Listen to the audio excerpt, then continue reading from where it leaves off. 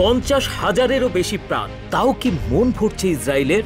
গাজায় যেন চলছেই এক পেশে রক্তপাতের উৎসব। আর সেই দানবীয় পিপাসা নিয়েই এইবার কৌশলে ভেস্তে দিল কায়রোয় অনুষ্ঠিত যুদ্ধবিরতির আলোচনা।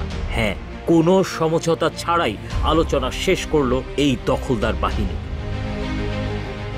হামাস চেয়েছিল স্থায়ী যুদ্ধবিরতি, আর ইসরায়েল চায় পুরোপুরি নির্মূল করতে এই গোষ্ঠীকে। তাদের কাছে যুদ্ধই একমাত্র পথ, মানে কোনোভাবেই ইসরায়েল যুদ্ধ থামতে দিবে না। সকল মানবিকতা ছুঁড়ে ফেলে যে কোনোভাবেই হোক হত্যাযজ্ঞ ও ভূমি দখল করাই যেন তাদের নেশা।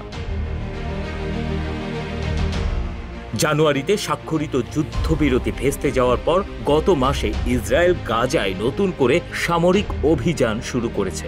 তারা বলেছে হামাসকে নির্মূল না করা পর্যন্ত যুদ্ধ বন্ধ করবে না। যমুনা ইলেকট্রনিক্স ঈদে ডাবল খুশি অফার সিজন 3, যে কোনো পণ্য কিনলেই পাচ্ছেন নিশ্চিত ঈদ উপহার। অন্যদিকে হামাস অস্ত্র ত্যাগের শর্তযুক্ত প্রস্তাব প্রত্যাখ্যান করেছে, যেখানে তাদের অস্ত্র ত্যাগের শর্ত জুড়ে দেওয়া হয়েছিল। তবে এই মৌলিক বিরোধ সত্ত্বেও সূত্রগুলো জানিয়েছে যে হামাসের গাজা শাখার প্রধান খলিল আল হাইয়ার নেতৃত্বাধীন একটি প্রতিনিধি দল কিছুটা নমনীয়তা দেখিয়েছিল।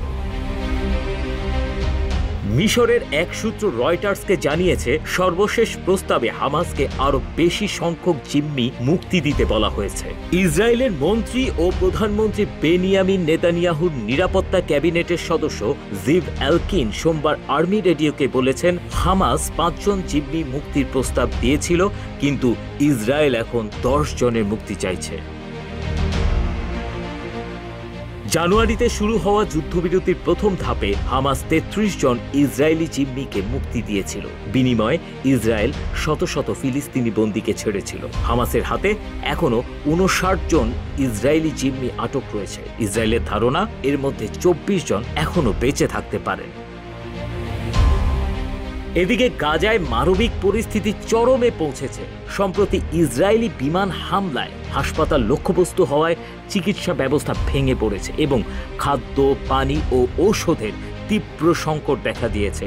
এই পরিস্থিতিতে আন্তর্জাতিক সম্প্রদায়ের উদ্বেগ বেড়েছে এবং তারা যুদ্ধবিরতির জন্য চাপ সৃষ্টি করছে। Text report, Ittefaq.